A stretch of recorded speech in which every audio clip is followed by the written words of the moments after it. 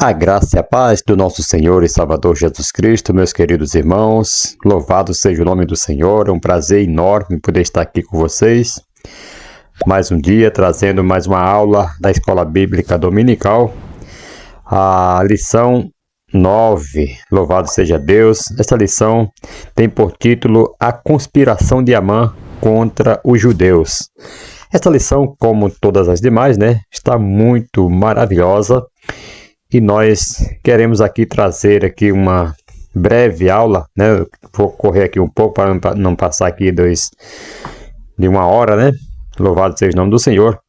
Você que está chegando pela primeira vez, já deixe o seu like, se inscreva, comente aí, deixe um comentário nos nossos vídeos, para que o YouTube entenda que você gostou e ele compartilhe também aí com outras pessoas.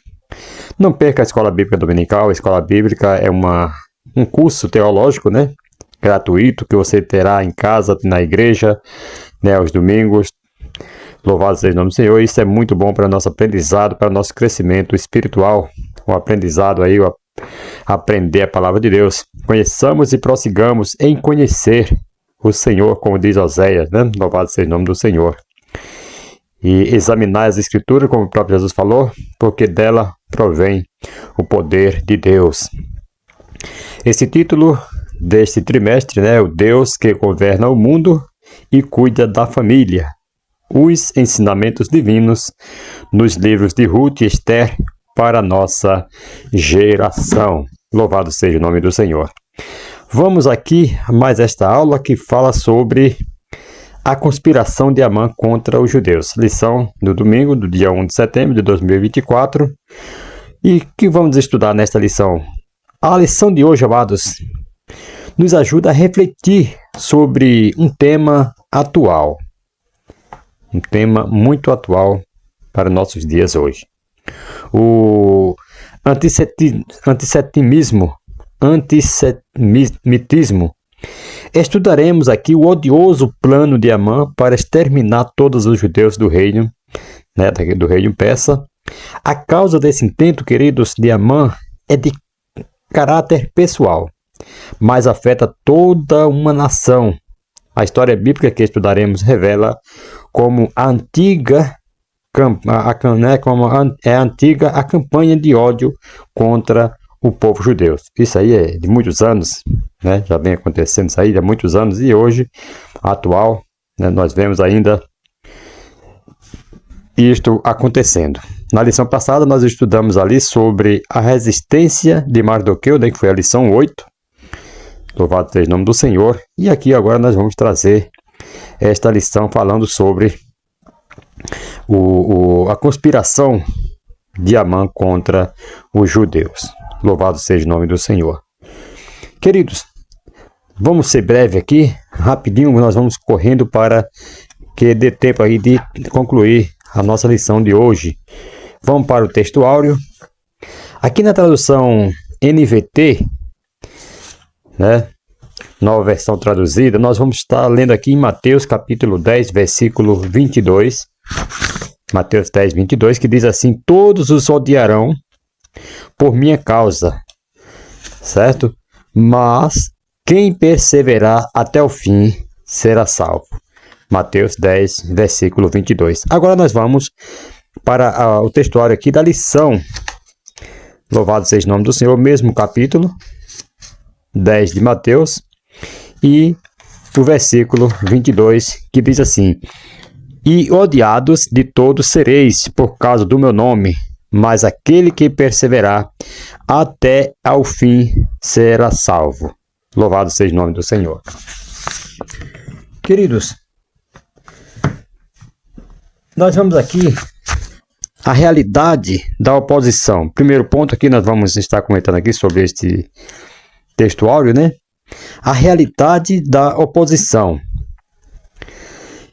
Vamos aqui trazer uma explicação aqui bem clara sobre esta realidade da oposição. Jesus, ele alerta sobre o ódio que os discípulos enfrentarão aí por causa do seu nome. A fidelidade a Cristo inevitavelmente trará oposições e perseguições. Isso está bem claro. Jesus falou que se perseguiram a ele, muito mais perseguirão a nós, né? Louvado seja o nome do Senhor. Então, inevitavelmente, isto vai trazer oposições e perseguições contra nós. Jesus falou: no mundo tereis tribulações, mas tende bom ânimo, eu venci o mundo. Então, já foi avisado que não seria somente mar de rosas, porém, nós sabemos muito bem que viria oposições, perseguições e muitas lutas. E segundo, nós vemos aqui, né, como cristão, nós devemos estar preparados para a rejeição e a hostilidade, lembrando que elas são parte do discipulado autêntico.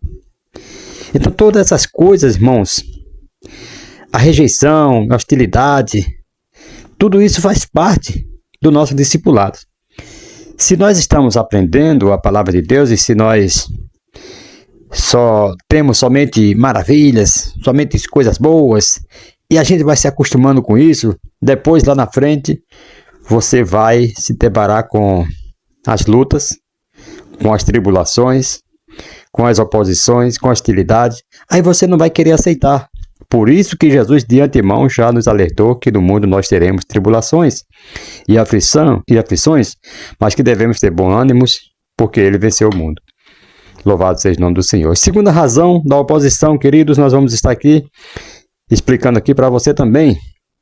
O ódio enfrentado pelos discípulos é devido à identificação com Cristo.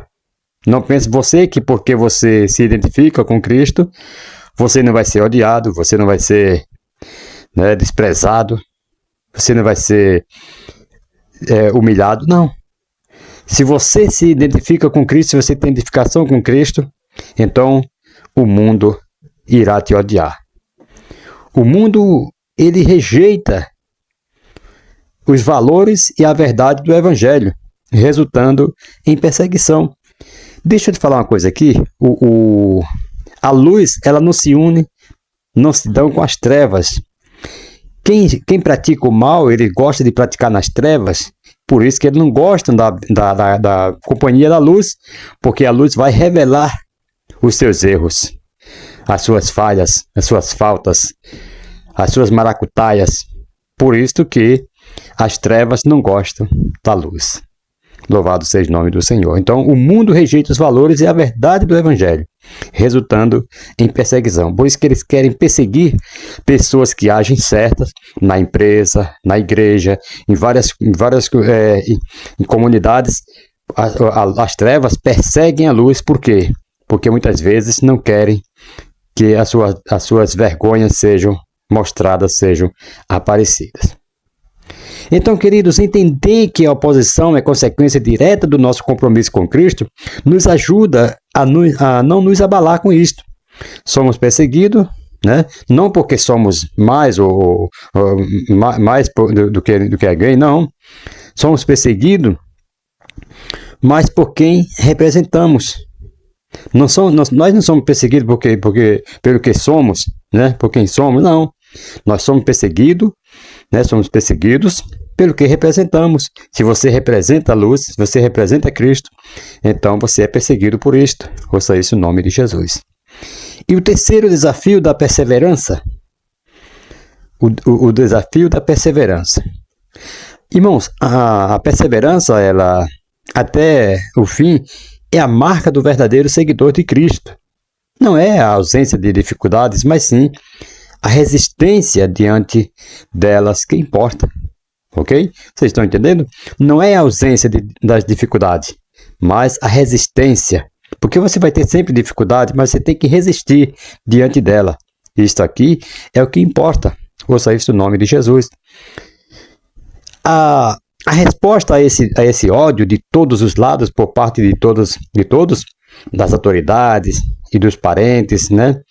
Pior que os parentes mais próximos, não deve ser amargura, mágoa, indisposição para a reconciliação, né? Falta de amizade e amor, dureza de coração e frieza, mas deve se mostrar na perseverança até o fim, como diz o versículo 22.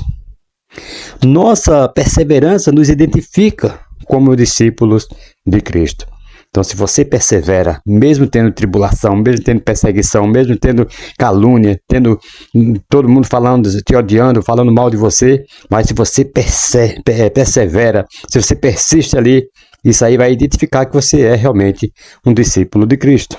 Que os discípulos de Cristo não podem, de maneira nenhuma, desistir por nada. Por isso que o apóstolo Paulo, ele fala assim, o que nos separará do amor de Cristo, né?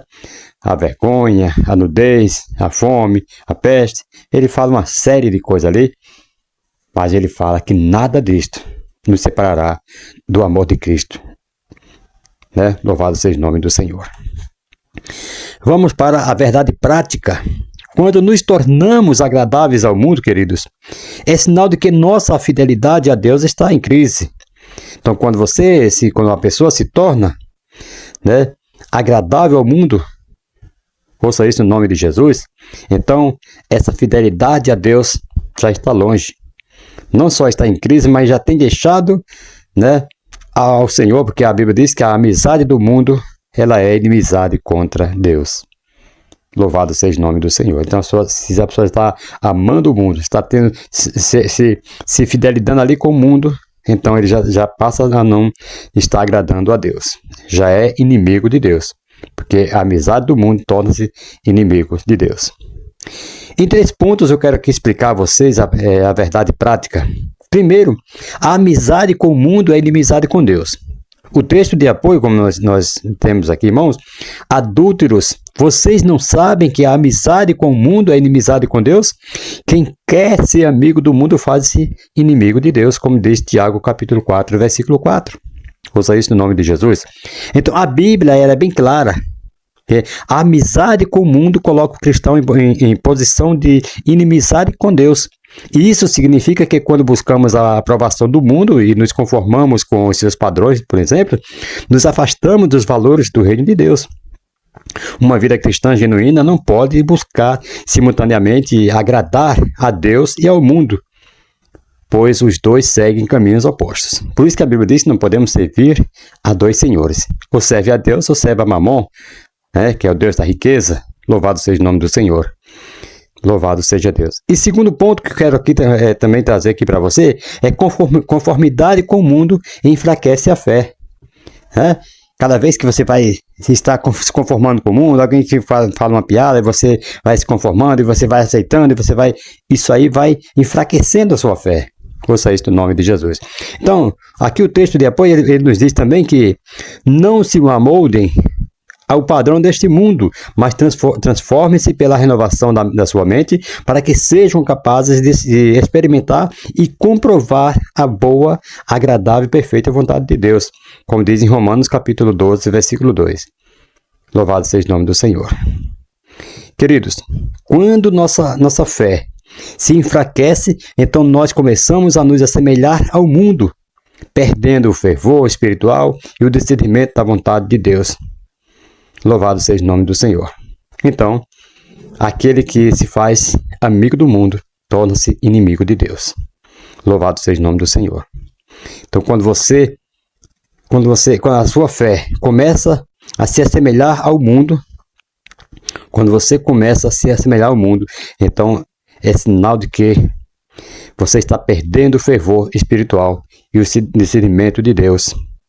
A transformação pela renovação da mente, queridos, nos capacita a viver em fidelidade, resistindo à pressão de ser agradável ao mundo. Louvado seja o nome do Senhor.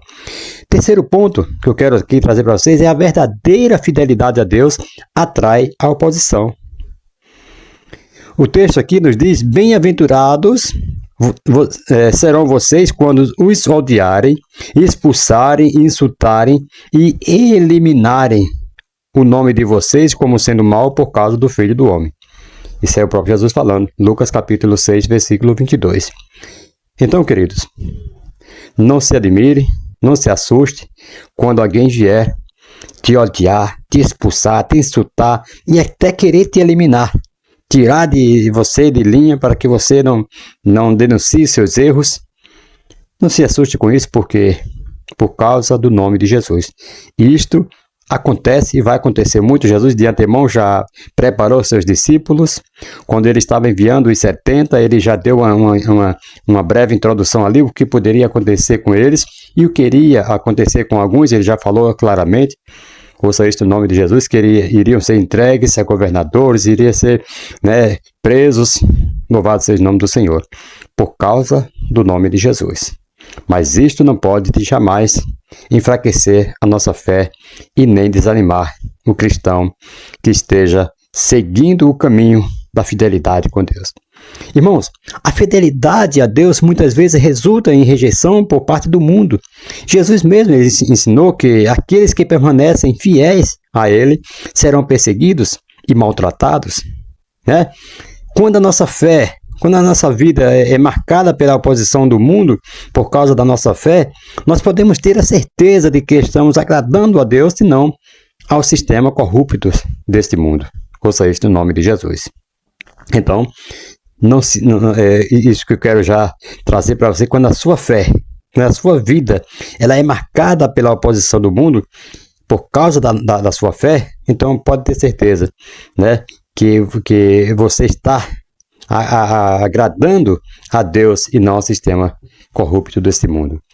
Se o mundo te odeia, como Jesus falou, né, que o mundo te odiarão, ouça isso no nome de Jesus, é porque você está do lado do Senhor Jesus. Ele falou assim: se odiaram a mim, também vão odiar vocês. Ouça isso no nome do Senhor Jesus. Louvado seja Deus. E a leitura bíblica em classe está no livro de Esté, capítulo 3, versículos 7 ao 11, e Esté, capítulo 4, versículo 1 ao 4, que nos diz assim: no primeiro mês, que é o mês de Nisan, no ano do 10º do rei Assuero, se lançou a sorte perante Amã, de dia em dia e de mês em mês, até ao 12º mês, que é o mês de Adar. E Amã disse ao rei Assuero: existe espalhado e dividido entre os povos, em todas as províncias do teu reino, um povo cujas leis são diferentes das leis de todos os povos, e que não cumpre as leis do rei, pelo que não convém ao rei deixá-lo ficar. Se bem parecer ao rei, escreva-se que os matem, e eu porei nas mãos dos que fizerem a obra 10.000 talentos de prata, para que entrem nos tesouros do rei. Então tirou o rei o anel da sua mão e deu a Amã, filho de Amedata, Agagita, adversário dos judeus. E disse o rei a Amã: essa prata te é dada, como também esse povo, para fazeres dele o que bem parecer aos teus olhos. Aí no capítulo 4, versículo 1, diz assim: quando Mardoqueu soube tudo quanto estava acontecendo, quando se passava, rasgou Mardoqueu as suas vestes, vestiu-se de pano de saco com cinza, e saiu pelo meio da cidade e clamou com grande e amargo clamor. E chegou até diante da porta do rei, porque ninguém vestido de pano de saco podia entrar pelas portas do rei. E em todas as províncias onde a palavra do rei e a sua lei chegavam, havia entre os judeus grande luto, com jejum e choro e lamentação, e muitos estavam deitados em pano de saco e em cinza. Então vieram as moças de Esté e os seus eunucos e fizeram-lhe saber o que estava acontecendo, saber a rainha, e a rainha muito se doeu e mandou vestes para vestir a Mardoqueu e tirar o seu cilício, porém ele não as aceitou. Louvado seja o nome do Senhor e Salvador Jesus Cristo.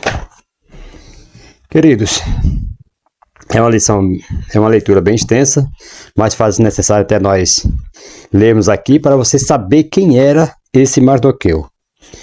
Mardoqueu chegou ao ponto que ele chegou não por merecimento, né, que ele merecia, mas porque a gente vê que ele bajulava o rei, que ele era um homem que era um bajulador, era um homem que não tinha vergonha na cara, um homem sem caráter.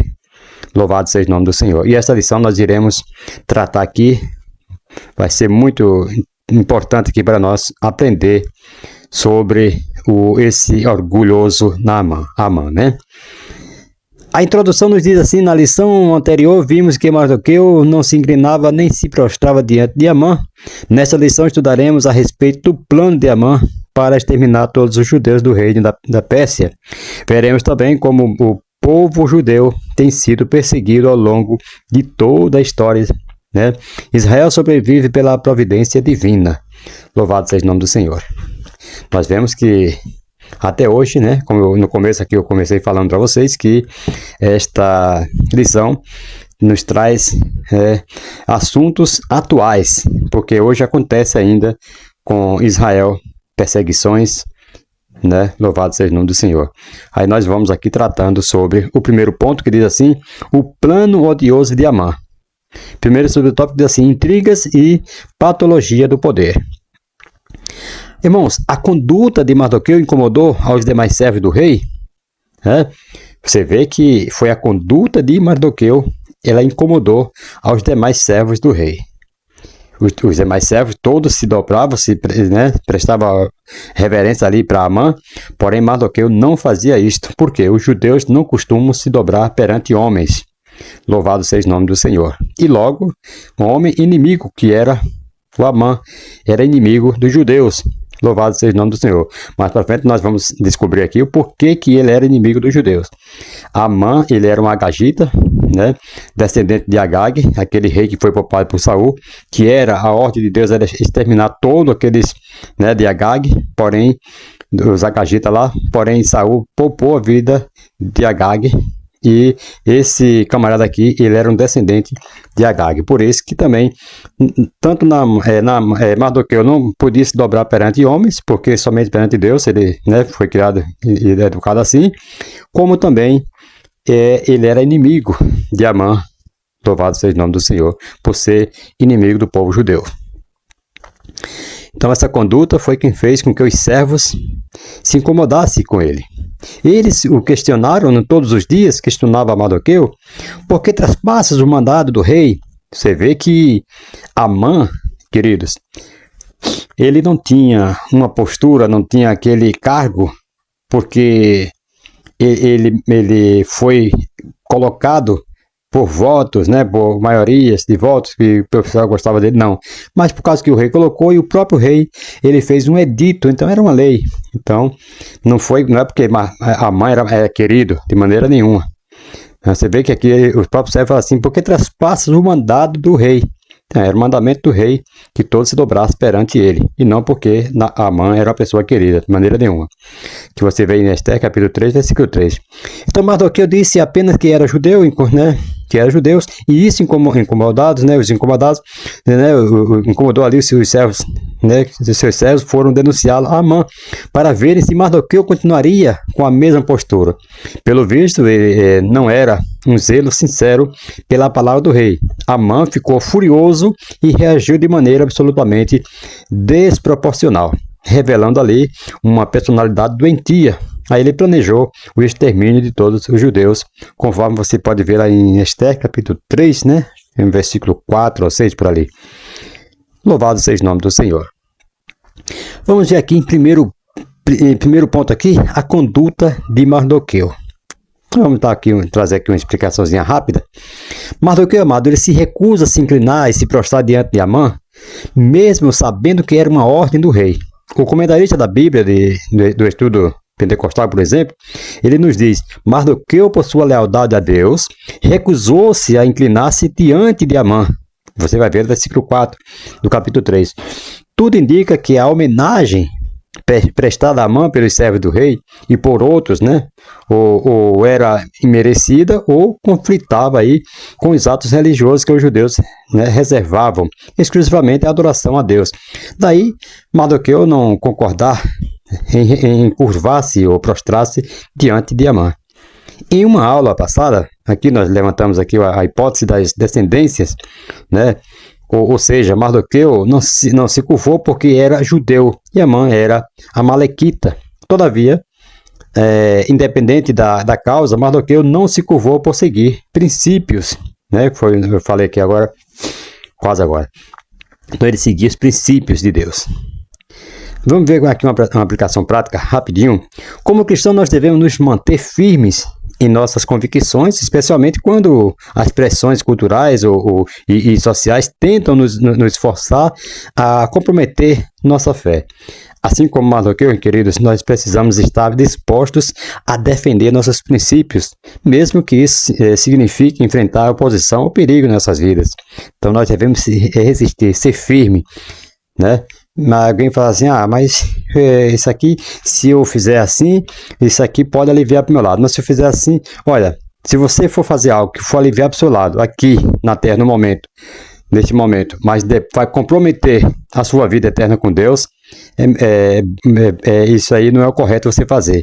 O bom é você se manter firme, mesmo que isso que você venha enfrentar oposição e perigo até de morte, mas que você terá uma vida eterna com Deus.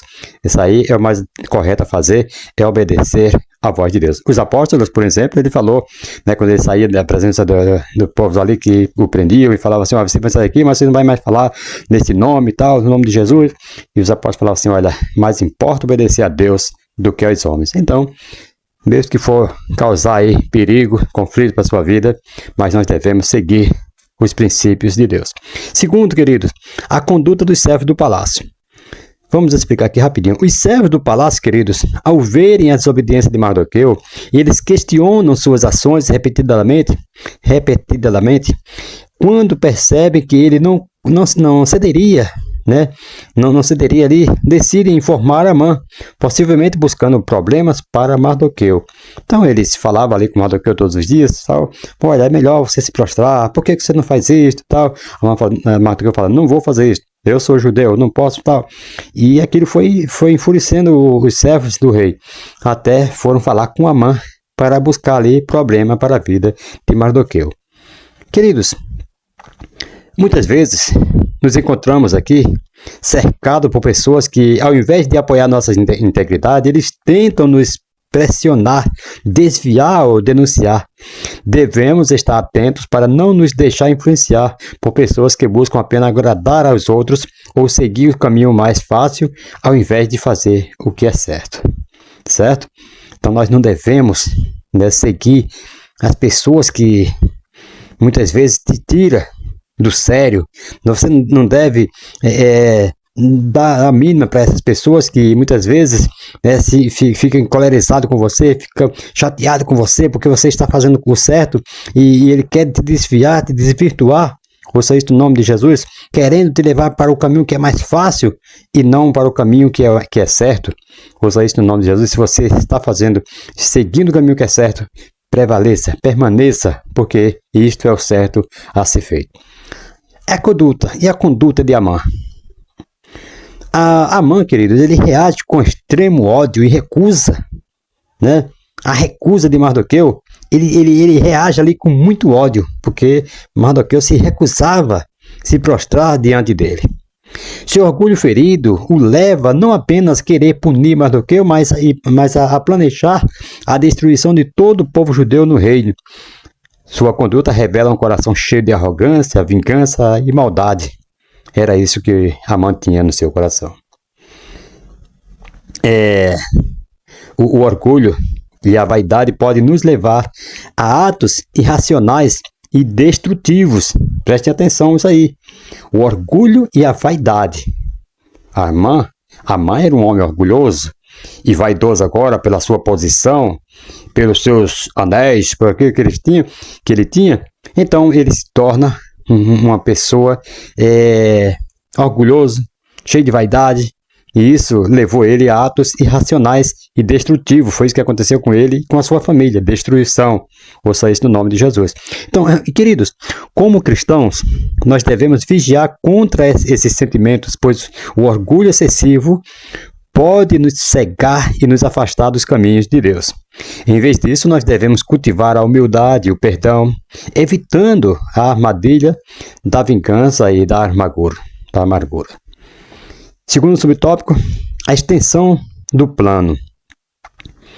O Império Persa, né, ele ali abrangia todo o Antigo Oriente Próximo, desde o rio indo na Índia, hoje né, no Paquistão, por exemplo, até o Mediterrâneo Oriental, incluía parte do norte da África, até a Etiópia, e se estendia para além do mar, né, do mar Egeu, até a Trácia, na Europa, parte da atual Turquia, Grécia e Bulgária. Em todo esse território havia inúmeras comunidades judaicas. Amã planejou a destruição dos judeus de todo o reino de Assuero. Todas essas comunidades aqui que eu falei para você aqui, era onde eram as comunidades de Assuero, que estavam ali sob seu reinado. Louvado seja o nome do Senhor. E foi isso que Amã tentou destruir a todos. Está escrito em Esté, capítulo 3, versículo 6. E isto incluía até os que haviam retornado para Jerusalém. Mesmo estando em Jerusalém, não estivesse mais debaixo dos cuidados do rei Assuero ali, mas eles queriam buscar, como era para exterminar todos os judeus, queriam buscar até lá também. Nós vimos aqui na tradução, a tradução Nova Versão Transformadora, né, que é a NVT, ela diz assim: em abril, no 12º ano do reinado de Xerxes, foram lançados sortes chamadas Purim, na presença de Amã, a fim de determinar o melhor dia e mês para executar o plano. A data sorteada foi 7 de março, quase um ano depois. Então, Amã e alguns astrólogos da corte ali lançaram sortes para determinar o dia da destruição dos judeus. Isso foi feito em segredo. Antes de Amã abordar o rei com seu plano, ele desejava certificar-se de que seus deuses estariam com ele e que seu plano seria bem sucedido. Se enganou, né? Mas a gente vê que quem foi destruído aqui foram o povo dele. Naquela época, os povos do Oriente, né, raramente tomavam decisões importantes sem consultar as estrelas e os agouros. Em séculos antes, quando o rei Nabucodonosor, por exemplo, e seus generais chegavam a um impasse quanto à estratégia, né, a ser usada numa campanha, por exemplo, ele fazia uma pausa para consultar seus deuses, porque o rei da Babilônia para na encruzilhada, né, na entrada de 2 caminhos, para consultar os oráculos, né, sacode aí as flechas, interroga os ídolos, né, do lar, examina o fígado, lá em Ezequiel capítulo 21, versículo 21, o termo babilônico, puru, significa sorte, e é dele que vem o nome que os judeus deram à sua festa, Purim, conforme está lá em Esté capítulo 6, capítulo 9, versículo 26 de Esté. É interessante que Amã, querido, ele começou esse procedimento no mês de Nissan, justamente no mês em que o povo de Israel comemorava a sua libertação do Egito. Veja só, aqui ele estava comemorando, o povo de Israel comemorava, agradecendo a Deus ali a sua libertação, né? Agradecendo, louvando a Deus, dando graças ao Senhor. Você acha que Deus ia deixar isso acontecer, né? Eles serem destruídos por um incircunciso, um camarada que veio, né, do coração mau, perverso, né? Então estava ali comemorando a libertação do Egito. Ao lançarem ali sorte sobre o calendário mês após mês, o dia após dia, os astrólogos chegaram à data mais propícia, né, o 13º dia do 12º mês, conforme se vê no versículo 13. Essa decisão foi sem dúvida do Senhor, pois dava aos judeus mais ou menos um ano para se preparar e também dava a Mardoqueu e Ester o tempo necessário para agir. A sorte se lança no regaço, mas o Senhor procede toda a decisão, como diz Provérbios 16, versículo 33. Então, Amã ele ficou decepcionado com essa escolha? Será que ele ficou decepcionado com essa escolha? É possível que seu desejo fosse agir de imediato, né? Pegando os judeus desprevenidos e satisfazendo ali seus ódios, né? seu ódio, sem maiores delongas. Amã, ele não ficou satisfeito porque, como foi lançado sorte, essa sorte foi lançada para um ano para frente. E o que acontece? Ele queria fazer de imediato, mas como tinha que se obedecer ao que eles faziam ali, eles lançavam a sorte e o dia que caísse aquela sorte era aquele dia que ia ser feito. Então, tudo isso aí foi o desígnio de Deus, né, provendo para que os judeus se preparassem durante esse tempo, certo? Então, Por outro lado, ele teria quase um ano para eliminar, né? Aliás, alimentar ali o seu rancor e saborear a vingança, né? O que também seria agradável. Poderia assistir ao pânico dos judeus enquanto estava no controle, mesmo que os judeus se aproveitassem ali da demora e saíssem do império, ainda assim Amã se livraria deles e tomaria para si quaisquer bens e propriedades que tivessem ali deixado para trás. Então pareceria um ótimo plano para ele, né? Ele estava arquitetando tudo isso aí no seu coração como o maior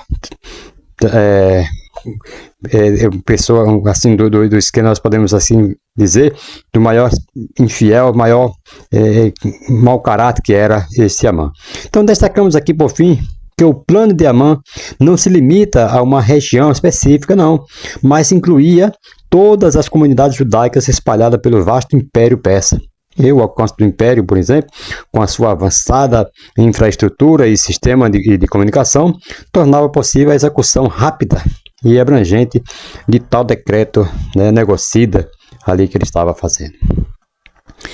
O terceiro subtópico diz assim: o oportunista. Amã, ele convenceu Assuero escondendo sua verdadeira motivação, que era pessoal.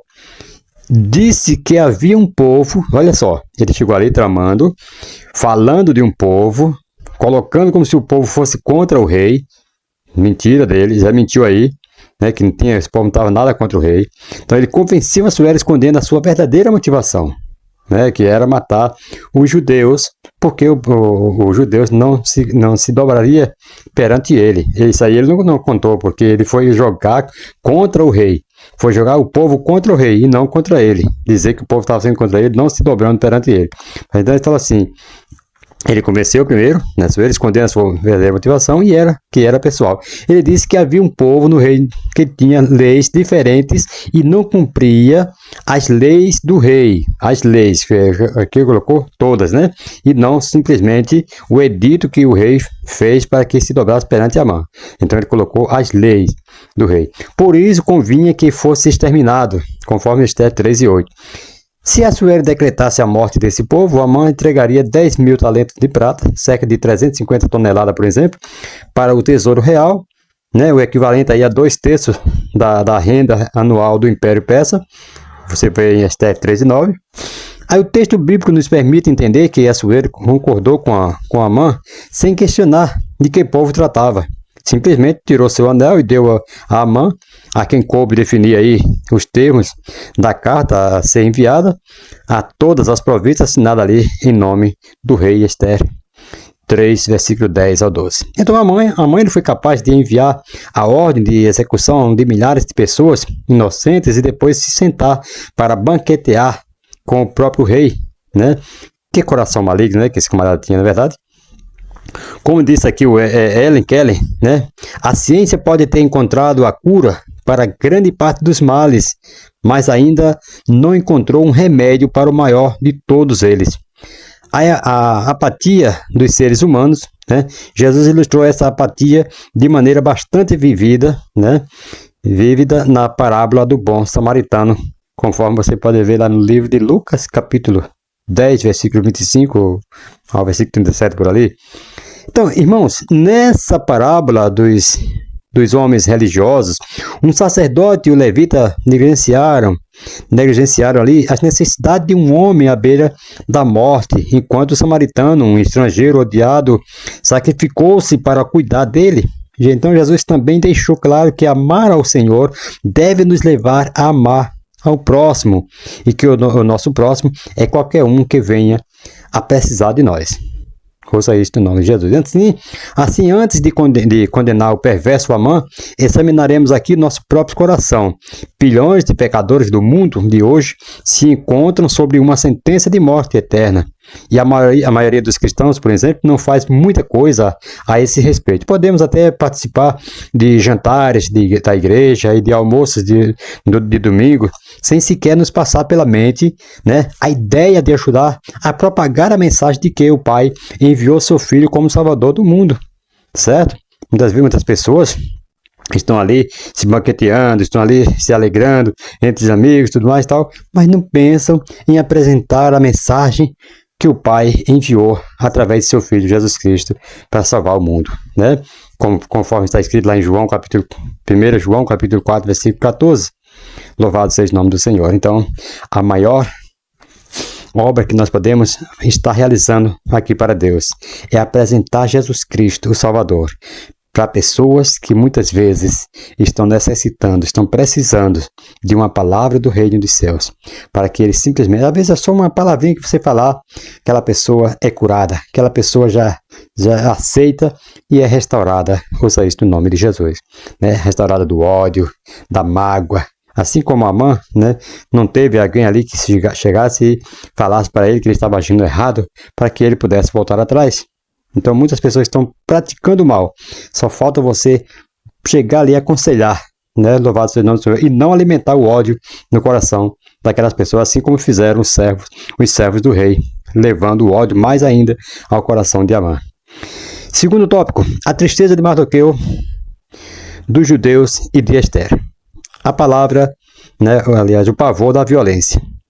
No dia definido para a morte dos judeus, queridos, ninguém deveria ser poupado, né? A ordem expressa era que destruísse, matasse e lançassem a perder todos os judeus, desde o moço até o velho, crianças e mulheres, em um mesmo dia, e que todos os seus bens fossem saqueados. Ester 3, versículo 13.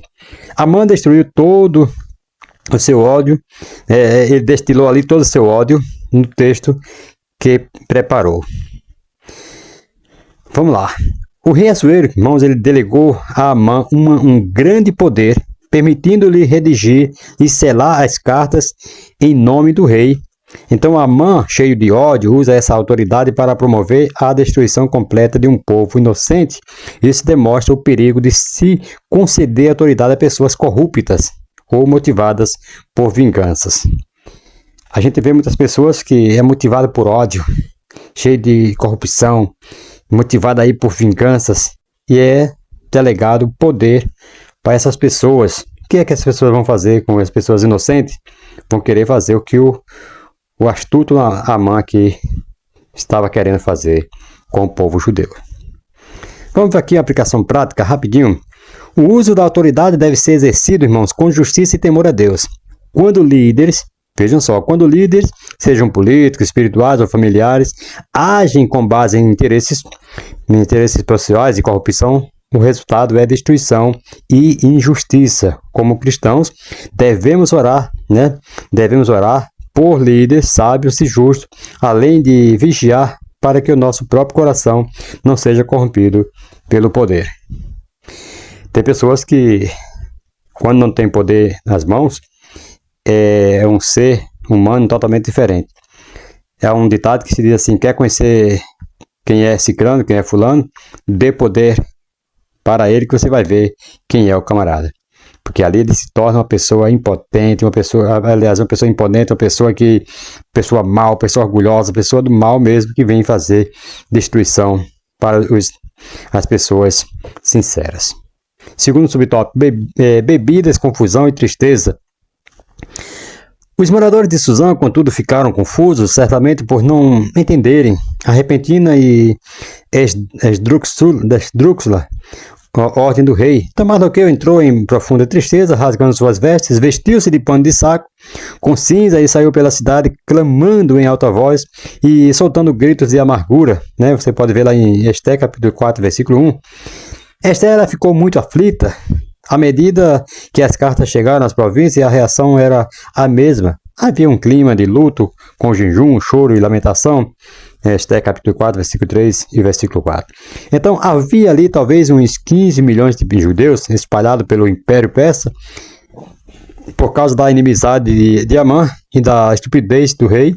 Todos eles haviam sido condenados à morte. Ouça isso no nome de Jesus. Então, no Império, as reações do decreto de Amã foram variadas. Amã e o rei não deram importância à terrível situação dos judeus e se sentaram para desfrutar de um banquete real. O povo da capital, porém, estava perplexo e não sabia, né, o que fazer, conforme capítulo 3, versículo 15 de Ester. Então, isolado no harém real, a rainha Ester nem suspeitava aí do perigo que ela e seu povo corriam. Enquanto isso, os judeus das diversas províncias começaram a jejuar e plantear, como você vê no capítulo 4, versículo 3. Louvado seja o nome do Senhor. Então, a necessidade de estar orando, estar jejuando, estar buscando pelo povo. Às vezes a sua vida está tão bem, assim como a rainha estava bem no palácio, porém o seu povo estava correndo risco. Então, a necessidade de buscar, de jejuar, de sacrificar, né, a sua vida em jejum e oração pelas pessoas. Terceiro subtópico aqui do tópico 2, crise e clamor. O decreto de Assuero, queridos, tirou a tranquilidade de todos os judeus e os levou a buscar o socorro divino. Este é capítulo 4, versículo 3. Ao que parece aqui, houve um despertar espiritual em meio a uma crise.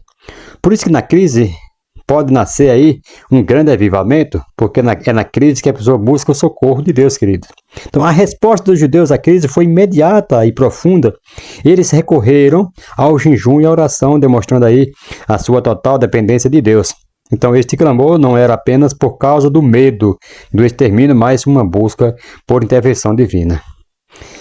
Aí vamos aqui trazer uma explicação aqui rápida. A crise expôs aí a necessidade de buscar a Deus de forma intensa e genuína. Então, a dureza do coração humano frequentemente impede que busquemos a Deus em tempos de tranquilidade. Por isso que tem pessoas que, se ficar com a vida sempre abençoada, sempre regalada, muitas vezes não buscam a Deus, mas quando vem uma crise, irmãos, quando vem um problema, quando vem uma doença incurável, muitas vezes, que o médico dá um diagnóstico que não tem cura, ou que algo seu está sendo tirado e tal, aí a pessoa busca. Então é na crise que muitas vezes vem o avivamento.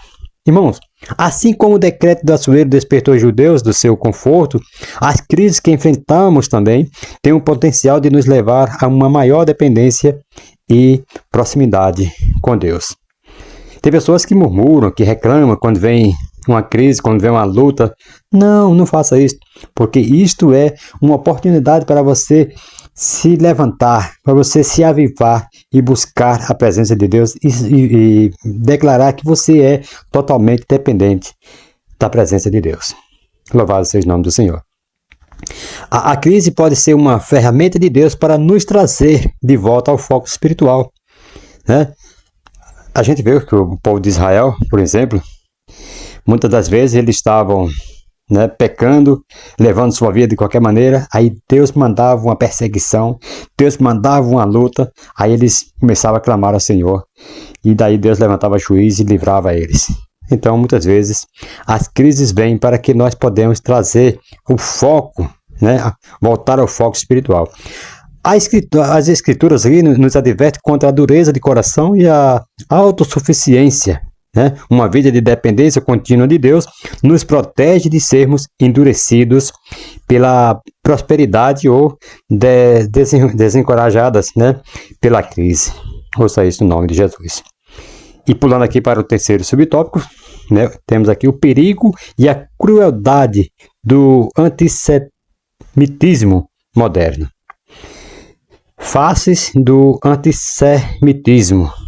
De forma prática, querido, o antissemitismo e hostilidade sistemática contra os judeus, é possível verificar ao longo da história 3 faces de expressão, né, desse ódio obstinado. Antissemitismo religioso, nacionalista e racial, né? Definição, vamos ver aqui a definição disso aqui. O antissemitismo é uma palavra moderna que designa o ódio aos judeus e sua cultura para a organização, por exemplo. Standrich, ele fala que o antissemitismo é uma determinada percepção dos judeus que pode se exprimir como ódio em relação a esse povo, devido à sua cultura, história e visão do mundo. Segundo Bernard Lewis, no livro Semitismo e Antissemitismo, o termo antissemitismo surgiu na Alemanha, século XIX. Os alemães eles passaram a chamar os judeus de semitas, porque a Bíblia afirma que os judeus são descendentes de Sem, né, que era filho de Noé. Antissemitismo religioso. O antissemitismo religioso tem suas raízes na antiguidade, especialmente após o Edito de Milão, em 303 aí, depois de Cristo, quando o catolicismo foi reconhecido como a religião oficial do Império Romano, né? Então, os jejuns foram frequentemente acusados. Os judeus ali foram frequentemente acusados de deicídio por terem supostamente aí matado Jesus Cristo, o que levou à perseguição e massacres ao longo dos séculos. Durante a Idade Média, né, os judeus eles eram forçados a se converter ao catolicismo para escapar da morte ou do exílio. O comentarista aqui da lição, né, que é o Silas Queiroz, ele acrescenta: no século XIV, por exemplo, os judeus chegaram a ser acusados por católicos europeus como responsáveis pela peste negra que assolou a Europa em 1348 por aí, 2015, nesse livro aqui de Nevinsky, né, página 2015. Página 38 aqui. Também durante a Idade Média sofreram intensa perseguição pela Inquisição, principalmente a partir de 1478, na Alemanha, por ordem do Papa, né? Papa Sisto IV, e ali de 1414 a 1484. A partir de 1536, por exemplo, em Portugal, pela instituição oficial do Tribunal do Santo Ofício pelo Papa Paulo III. E foi ali entre 1468 a 1549, por aí. Então, o principal objetivo era combater o que chamava de heresia judaica. Milhões de judeus foram espoliados aí, torturados, execrados e mortos por não aderirem aí ao catolicismo por questão econômicas e política. Era cruel. Essa época aí foi muita perseguição, então era a ordem assim que eles queriam que todos fossem da mesma religião, que adorassem ali, né? Fosse um plano diabólico para tirar as pessoas da presença de Deus. Segundo subtópico, vamos lá rapidinho, que o tempo já estamos quase uma hora, né? Antissemitismo nacionalista e racial.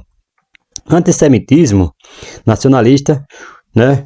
Com o surgimento das nações modernas, o antissemitismo assumiu uma forma nacionalista, né? Judeus, mesmo sendo nativos dos países onde viviam, eles eram vistos como estrangeiros e suspeitos. Eles eram frequentemente acusados, né, de traições e de fazer parte de uma conspiração judaica, né, internacional, especialmente em tempos de crise nacional. Um exemplo notável é o caso de Dreyfus, na França, onde um oficial judeu foi falsamente acusado de traição. Então, o antissemitismo racial, nós vamos aqui estar falando sobre ele também. No final do século XIX, no início do século XX, o antissemitismo evoluiu para uma forma racial, né?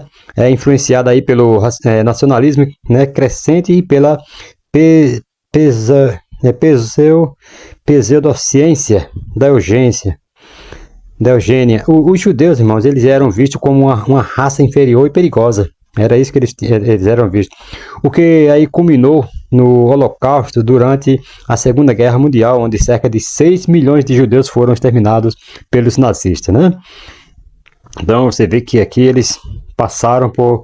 Sempre teve essa perseguição, esse desejo do inimigo de acabar com os judeus, que é o povo de Deus, né? Louvado seja o nome do Senhor, os escolhidos do Senhor. Terceiro subtópico, vamos aqui rapidinho para nós terminarmos. Antissemitismo hoje. O que é isso aí? O antissemitismo hoje continua a ser uma preocupação global, né, significativa. Recentemente houve um aumento alarmante aí de incidentes, né, antissemitas em várias partes do mundo. No Brasil, por exemplo, as denúncias de atos e ameaças contra judeus aumentaram quase 1000% após o início da guerra entre Israel e o grupo terrorista, né, que o Hamas aí, que nós sabemos essa guerra aí, agora em 2023, né, em outubro de 2023. Esse aumento, ele reflete a tendência preocupante da intolerância e ódio que se intensifica em tempos de conflito. Além disso, irmãos, o antissemitismo moderno muitas vezes se disfarça de antisionismo, né? Antisionismo é a oposição política, moral ou religiosa ao sionismo, que inclui aí a crítica ao Estado de Israel e, em alguns casos, a negação do direito da existência do Estado de Israel. Né? Crítica ao Estado de Israel podem se transformar em ataques aos judeus como um todo, e isso é evidente em manifestações, né? Manifestações públicas, redes sociais e até mesmo em instituições acadêmicas, onde discurso de ódios e violências físicas contra judeus tem se tornado mais frequente.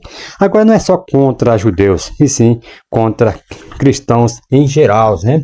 Louvado seja o nome do Senhor. Apesar que nós somos hoje o Israel de Deus, mas nós vemos isso aí contra os cristãos em geral. Louvado seja o nome do Senhor. Por isso nós devemos estar sempre preparados, louvado seja Deus, para nós não desanimarmos e saber que tudo isso aí já foi avisado de antemão pelo Senhor Jesus Cristo. Louvado seja o nome do Senhor e Salvador Jesus Cristo. Conclusão. Louvado seja Deus. Vamos aqui rapidinho. Eu quero concluir aqui, amado, falando, né? A conclusão aqui do comentarista foi bem cirúrgica. O antissemitismo não se revela apenas através de atos hostis, mas também de apoio, né? Por exemplo, aberto ou posturas complacentes aos inimigos de Israel, como os grupos terroristas, ou ainda por meio de críticas sistemáticas aos atos de defesas israelenses, né? Pintando aí o país como o vilão da história, a despeito dos pecados dos judeus. Deus tem um plano com Israel e vai restaurá-lo quando arrependido aceitar o Messias, né? Então nós sabemos que há uma promessa para Israel aí de restauração, quando eles arrependidos aceitar ao Messias, que é o Senhor Jesus Cristo. Você vai ver lá em Romanos capítulo 11, por exemplo, versículo 25 ao 32. Então que nós possamos estar orando pela paz de Jerusalém, conforme vai dizer lá no Salmo 122, né, versículo 6, que nós temos que a Bíblia diz, prosperem aqueles que oram por Jerusalém. Ouça isso no nome de Jesus. Diz assim: e abençoarei os que te abençoarem, e amaldiçoarei os que te amaldiçoarem, e em ti serão benditas todas as famílias da terra, como diz lá em Gênesis, né? Louvado seja o nome do Senhor, para a glória do nome do Senhor e Salvador Jesus Cristo. Irmãos, que Deus abençoe a todos. Concluímos aqui mais uma lição, e no próximo domingo nós estaremos aí trazendo mais uma lição abençoada aí, que é a lição 10, né? A lição 10 vai falar sobre o plano de livramento e o poder de Esther. Então, fica aí conectado nesse canal. Que Deus abençoe a todos em nome do Senhor Jesus Cristo. Um forte abraço para todos vocês que ficaram aí ouvindo, assistindo esse vídeo até o final. Amém.